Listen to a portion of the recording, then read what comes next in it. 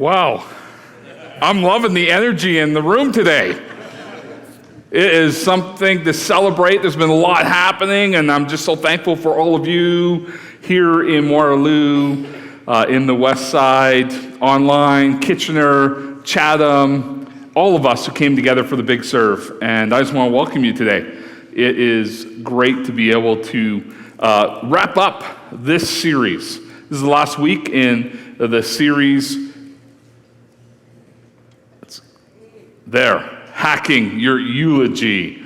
And so we're going to talk about this together today. And, you know, Pete's been kind of giving us some new phrases, and really this whole series is quite the interesting thing to kind of reflect on. You know, what happens, what do we leave behind when we die, and kind of a humbling thing to kind of think about. And one of the new phrases that he gave us was this phrase right here, memento mori. Yeah, that's it. You guys got it, see? Remember your death. And so he taught us that, this idea of reflecting and, you know, just considering, you know, what we're leaving behind. And there was another thing that he has brought out for 3 weeks. And I don't know about you, but it's a little creepy that he brings out. So I thought, you know what, there needs to be kind of a little makeover. And so, you know, he brought out what was affectionately called like Little Pete. Well, I got to bring out today with a little makeover what I would call Little Chris.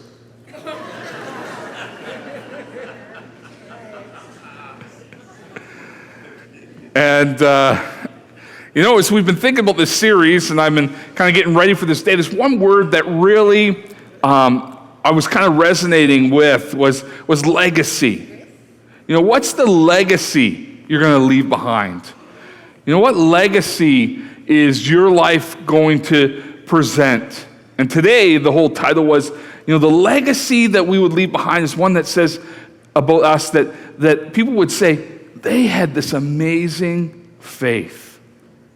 Now, how better to kind of wrap up this series where we talked about forgiveness, and we talked about wisdom, and we talked about serve, to kind of wrap it all together, that all those things flow out of just this declaration of leaving a legacy that people are able to say, man, that person was a person of amazing faith. And so I kind of was wrestling with that in my mind. And I don't know about you, but sometimes when I think of legacy, I actually get wrapped up with this other idea of legend, of being a legend. You know, being the greatest at something. We can all think of a number of different legends. And so we wrestle with, you know, this idea of maybe becoming a legend or leaving a legacy. And there's a number of legends we probably all can think about. And if you like hockey, maybe Wayne Gretzky. If you like basketball, it may be Jordan or LeBron. If you're a business person, maybe it's Steve Jobs. Like there's people who we would classify as legends. The problem with legends is that they were really seeking to be, for themselves, to be the best at things. And they really focus on these kind of questions. Inwardly, they talk about what great things can I achieve? And outwardly, they say, who's kind of standing in the way, or what's standing in the way for me to become the greatest that I can be? And then possibly the real prayer is, or the real question is, hey, God, please help me be the greatest. When we talk about legacy, there's a different perspective that we need to have. Legacy is a piece of yourself that other people carry with them. It's where you ask this question, when people closest to me look back on my life, what will they remember and want to repeat? And so today it's all about this idea of saying, the legacy I want to give with my life, the legacy I want to present with my life is one that people would say, hey, they had amazing faith. What a picture of followers of Jesus, particularly if you're a follower of Jesus Christ. That's the kind of essential part of it, because as followers of Jesus Christ, our legacy, or what we pass on, should be based on these two things: our knowledge of and our relationship with Jesus. if there's anything that we're going to leave behind to the next generation, to our friends, our family, our kids, it's what's this relationship that we have with God? What do we know of? What are we seeking after in all of our wrestling and following God, to be able to people to say, hey, they had such an amazing faith. And so that's what I want to help us kind of be able to walk through, is this idea that you and I all have this ability to kind of give this amazing faith, to live this life of amazing faith. The legacy that you will leave one day is the life that you are living today. I want you to think about that. Because when I first got thinking about this whole idea, it may come easier for people who may be older, right? This past May, I spent some time with my parents. My dad's in his 80s, my mom's in her mid to late 70s, and we were doing that thing that's just so important at those age of life, to kind of get the will all in place and get all those details all in place, because you never know. And so in some ways, thinking about what legacy you're going to leave at those ages, or maybe even a little younger of that, makes sense. But I want to say to you that whether you're a high school student, a university student, married, single, wherever you are, that how you're living your life is shaping the legacy right now of what you're going to leave. And so this whole series isn't just for older people. It's for all of us to realize that the choices, the decisions, how we're walking in life right now, wherever we are, whatever age, whatever stage, whatever circumstances of life you're in, that there's an opportunity. There's an opportunity for you to make the decisions now and the choices now that leaves a legacy where people go, hey, they lived a life of amazing faith. And so I want to take a look at this quote from Billy Graham. Billy Graham, well-known evangelist, talked and lived a life of pointing people to Jesus. And he said this: the greatest legacy one can pass on to one's children and grandchildren is not money or other material things accumulated in one's life, but rather a legacy of character and faith. So what legacy do you want to leave? As a follower of Jesus Christ, what is the legacy you want to leave? Hopefully you're challenged and you're in this place where you say, yeah, this series has made me really think about, what am I leaving? What legacy am I leaving? And is it one of this amazing faith in Jesus? Well, what does the Bible say? What does the Bible say? Probably a good place to go, good thing to walk through. What's it say about legacy and how we can present ourselves and leave in the place where people are saying, wow, they had an amazing faith? If you look at Deuteronomy, Moses is writing to, or speaking to, the Israelites. They've come out of Egypt. They've been freed from that, and they're about to go into the promised land. And so Moses has been with God. He's got the 10 Commandments. He's got all the other laws. And he just wants to make a declaration and make the people of Israel realize the importance of passing on and carrying on those truths about God. And so he says this: love the Lord your God with all your heart and with all your soul and with all your strength. These commandments that I give to you today are to be on your hearts. Impress them on your children. Talk about them when you sit at home and when you walk along the road and when you lie down and when you get up. And so Moses is just kind of declaring to them, hey, you want to leave a legacy. You want things to carry on. You want people to be able to say, hey, you had amazing faith, and have that passed down to the next generations. And there's some things we need to do. And the first one's this, is that there's 3 ways to pass this legacy of amazing faith. It says, love God with everything you have. Moses was making this declaration that there's a place that for us to be followers of Jesus. When he was talking to the Israelites, that principle comes to us, that everything we have, to love God with all that we have. Jesus kind of takes this verse, and in the New Testament, he says this to his followers, to his Christ followers, to us. And he quotes that verse. He says, love the Lord your God with all your heart and with all your soul and with all your mind. And if you read the next verse after that, it says, and love your neighbor as yourself. And many would say that these verses, these couple verses in Matthew, are the greatest verses in the Bible, because if you actually follow these things, it really sums up all the other teachings that are in the Bible. And if we really get good at this,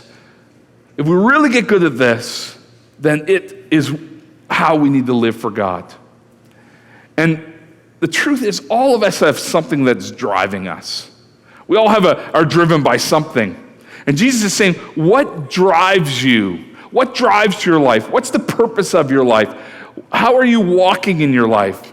For some of us, our drive is our work. For some of us, our drive is what people say about us. For some of us, our drive is pleasures. Some of us, our drive is to be successful. But is our drive to love God? That's what Jesus is saying. Is our drive to love God? You want to leave a legacy that people declare you have an amazing faith? Then love God with all your heart and with all your soul and with all your mind. Let's take a look at those things. First one there, love the Lord your God with all your heart. Think about that place of your heart, that place of where you're committed, undivided commitment, passion, love, desire to walk with God.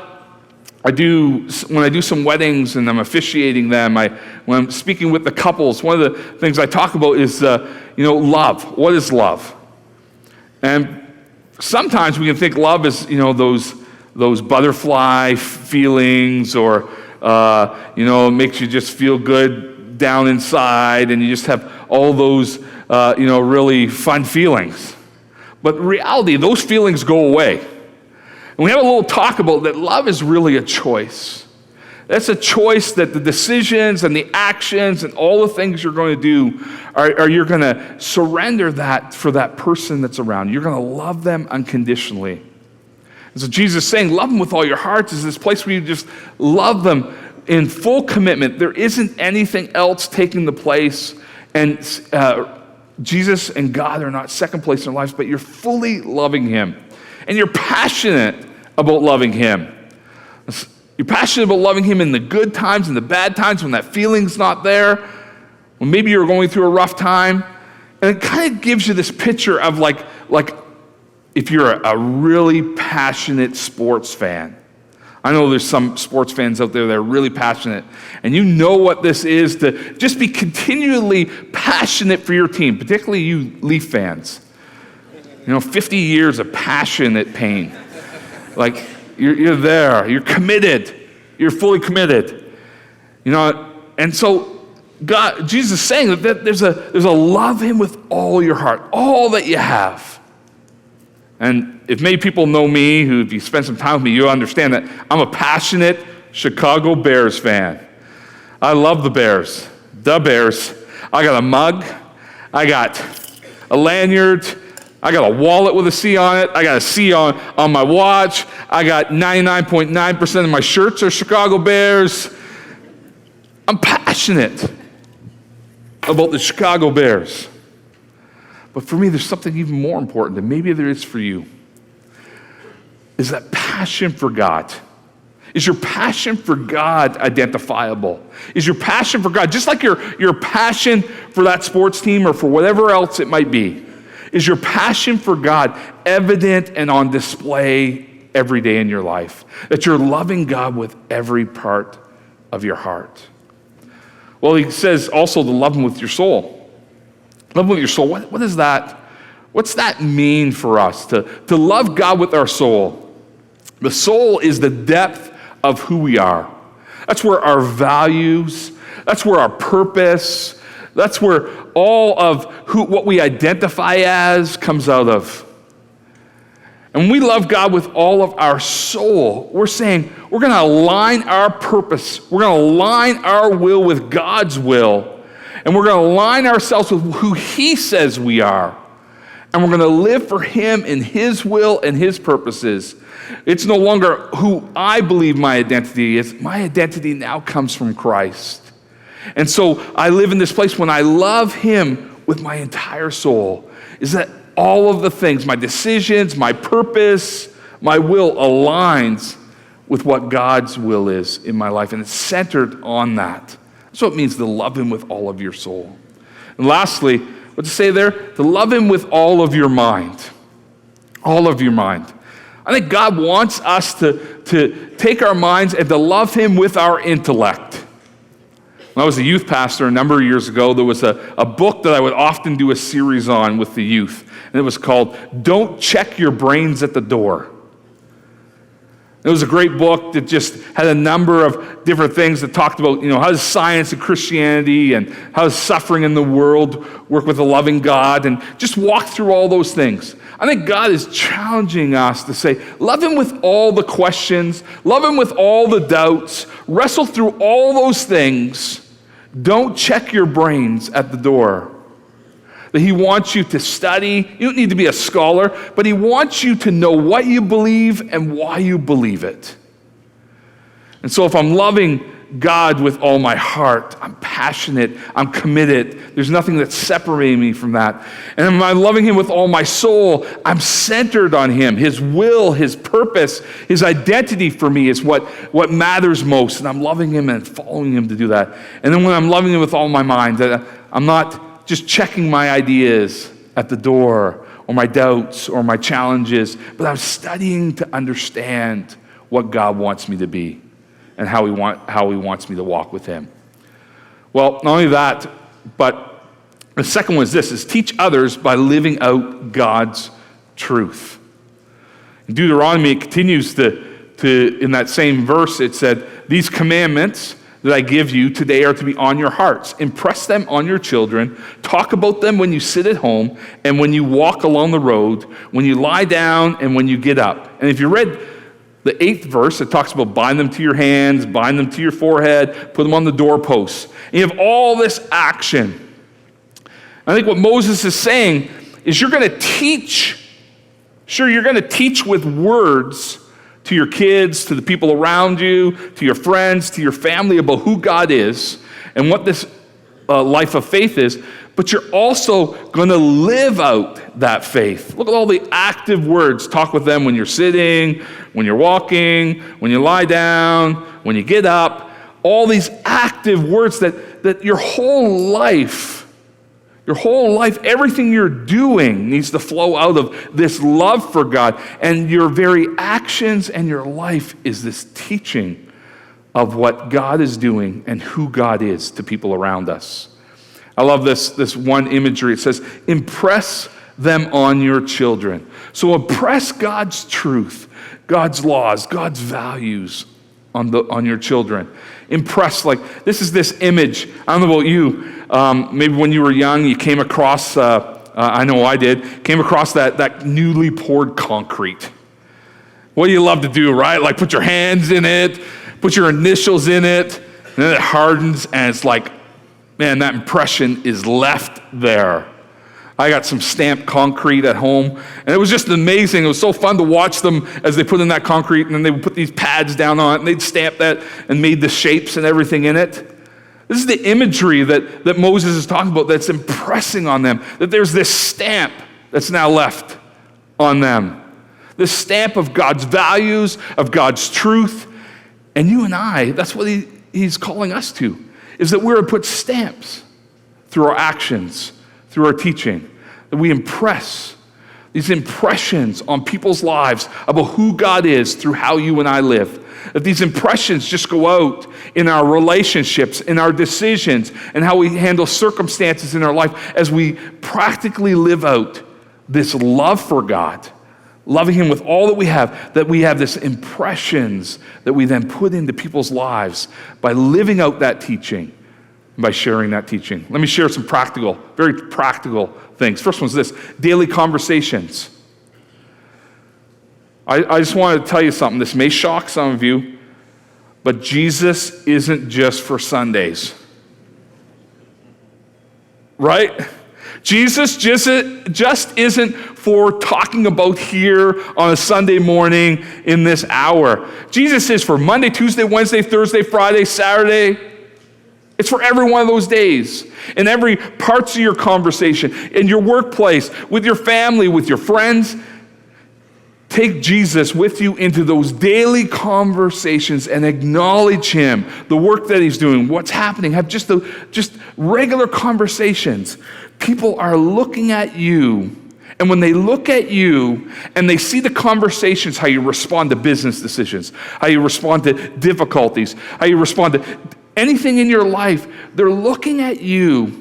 And you get to give them a glimpse of who God is through the decisions and the way that you're living your life. And the conversations that you're having can be this window to people of who God is and what God can do in their lives. Create faith traditions. Whether you're a family, your parents with kids, or you're single, there are things in our lives, there's routines, there's rhythms we can build into our lives. For some of us, that may be a rhythm of life group and spending time in our life group and maybe going on retreats with our life group or taking some days to pray. Put in rhythms in our lives. For families, it might be praying together over a supper meal or family devotions or serving together. This year, Carolyn and I, some of you may know, my wife Carolyn is on staff as well. And she's the kids pastor. And so we have served together in churches for 30 years this May. And we've raised 2 kids in the midst of that. And we've had these beautiful people who've come alongside us when our kids were really young to care for them, like second grandmothers and caregivers on Sunday morning, so we could go about and do all the things that we were doing. And what was just been amazing in that journey, that it was just them imprinting on their lives in those moments. And then as our kids got older, we realized, hey, we're going to be at 1 service, 2 service, 3 service, and for those that have been around Creekside for a while, at one point there were 4 services at Creekside. We then kind of reframed this reality that we were going to make this our faith tradition.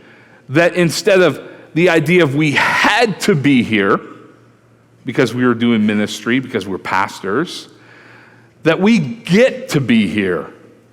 And as a family, we get to serve all morning long because of our incredible love for God and what he's done for us.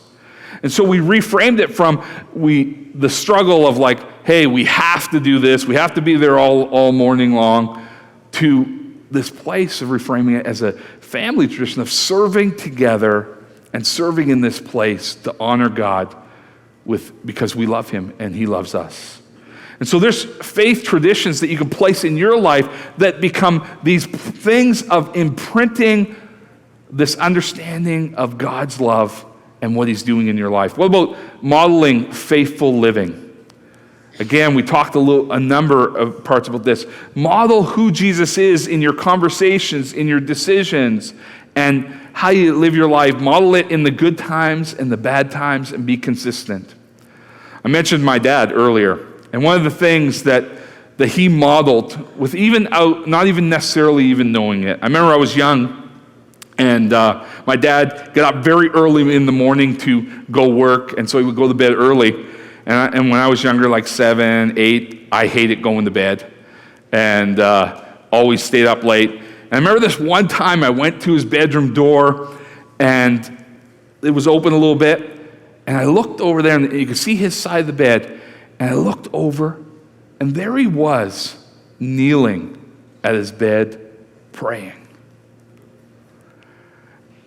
And it just has stuck with me all these years, and for me to later learn that for his entire life, up until the point to where his knees wouldn't allow him to do it anymore, he knelt at the side of his bed and prayed. And that's always stuck with me, this model of prayer, this model of faithfulness. And it's something all of us, that may be not what it is for you, but there are these things that you can put into your life where you model real faith to your kids, to your friends, to your family, to your coworkers. Encourage questions and exploration. We talked a little bit about this idea that there are doubts and challenges, and part of the faith journey is just being able to walk through that with each other and overcoming busyness. There's one thing I've noticed. There's one thing I've noticed coming out of the pandemic. We went from incredibly, maybe many of us, incredibly busy lives, maybe too busy lives. We had this incredible abrupt stop to nothing. And then we are starting to come back and do things. And how easy it is that the thing about faith and living out your faith and it being part of our lives, for some people can be the most difficult thing to put back in or give some priority because the busyness creeps in. Now, all of you are here, so I won't say that about any of you. But maybe that's a wrestle that's true. Don't allow the busyness of life to pull you away from living out faith in your life, to living out this loving relationship with God. And lastly, acknowledge the work of God in your lives. Acknowledge the work of God in your lives. You have a story to tell that can make a difference. Look at what the psalmist says. It says this, "We will not hide them from their descendants. We will tell the next generation the praiseworthy deeds of the Lord, his power and the wonders he has done. He decreed statutes for Jacob and established the law in Israel, which he commanded our ancestors to teach their children, so the next generation would know them, even the children yet to be born, and they in turn would tell their children, and they would put their trust in God and would not forget his deeds, but would keep his commandments." You know how you get to a place of leaving a legacy that people say, hey, you had amazing faith? Is that you don't forget God. Don't forget God, that everything comes from him, and acknowledge him, that my breath, my job, everything I have comes from him. Everything in my life comes from him. And when we acknowledge him, that is a powerful story. People need more than just the Bible stories. They need your story of how you're wrestling with faith, your story of what God is doing, your story of the work that he is transforming your life into. Your story matters. I say it this way. Our experiences of God will be what determine our legacy and how those around us will learn from us. You are a window into which they see God. That's really what that means. That your experience, if you're not experiencing God and you're not acknowledging God, you're not pursuing God, then how do you show God to the people in your life? If you don't acknowledge him in the days of what decisions you're making, if you don't acknowledge him in the blessings, if you don't acknowledge him even in the dark times, that there's a strength that sustains you, how are the people around you ever going to notice and know who God is? So if you and I want to leave this amazing faith as a legacy, then share your stories.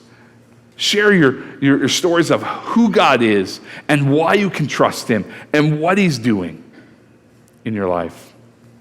Let me end with this question. Your legacy matters. Let me emphasize this again. This isn't just for old people. This is for every one of us right now and right here, that your legacy matters. And what are you going to do today to build a legacy founded on an amazing faith in Jesus? Let's pray. God, I just thank you. Thank you for every person that's here. I thank you for every person that's in Kitchener and Chatham and online and in West Side. That all of us have a story, have a faith story that you're journeying with us through. And I pray for each one of us that you would help us come to experience you, that you would help grow each one of us in our love for you. You would help each one of us to be able to teach and live out your truths to those around us. And I pray that you would help all of us have experiences with you that we can share with those in our lives.